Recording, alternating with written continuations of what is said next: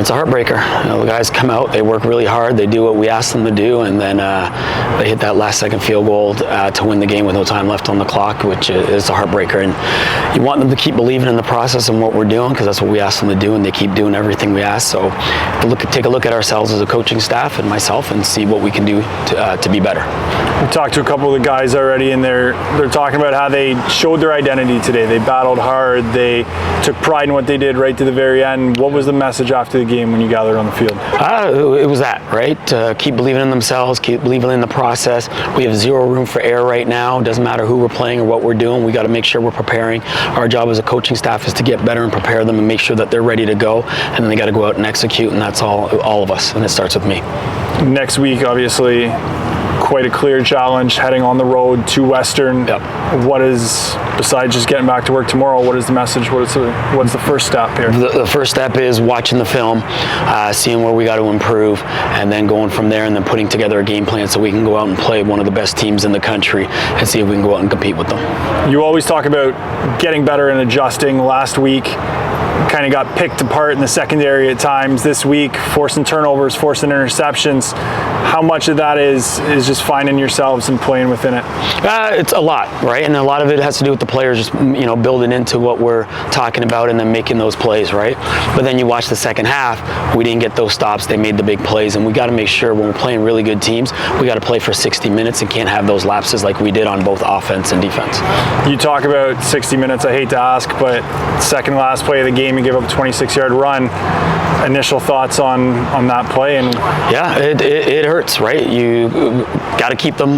We got to stop them right there. But on the other hand, on offense, we can't go 2 and out. We definitely got to get a first down and move the ball down the field so they don't get that opportunity. So it goes both ways. But defense has got to stop them there. We don't want that big run. And then offense, we had some time under a minute to show that we can move the ball down the field, and we didn't. We went 2 and out quick.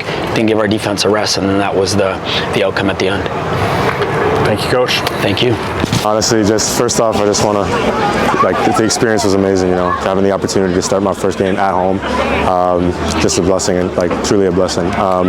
First half, man, defense came out with some energy, had to battle back through the rain with the offense, getting that ball off throwing. It was a little tough, but, we made it happen. A few mistakes here and there, but listen, that's just football, right? Our guys know we have to get a job done, and I feel like we did it in that first half. Talk about that change. You go warm up, bright, sunny, all of a sudden you come out of the tunnel and it's pouring rain. How does that change? It's like we talk about in our locker rooms, sudden change, right? You have to expect the unexpected, kind of just go into unknown circumstances and be able to adapt, and adversity gets thrown your way, you got to be able to climb over that obstacle. So the team especially, we're built for that type of thing, right? And I feel like we definitely as a collective did an amazing job at battling back due to the weather. They changed things up on you a little bit in the second half. What's the offense got to take away to improve for week 3? We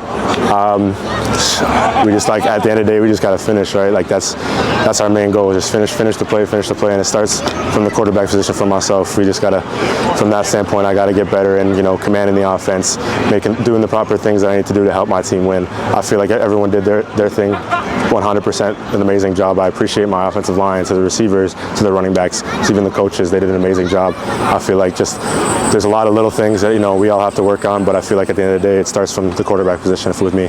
Listen, crowd was electric. I think the defense really got us going. A lot of 2 and outs, a lot of big plays. So I think as soon as we hit the sideline, got everyone hyped. I mean, they kept us in it.